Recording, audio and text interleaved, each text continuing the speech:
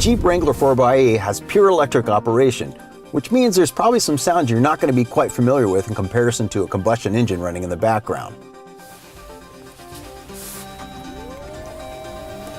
They're all normal. It's just the switches and relays in the vehicle trying to figure out the best way and most efficient way to propel it.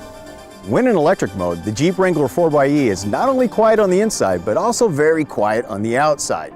So among the not so familiar sounds, engineers created a whooshing sound for a pedestrian warning. The vehicle emits the sound anytime it's traveling between 0 and 15 miles per hour, forward or reverse.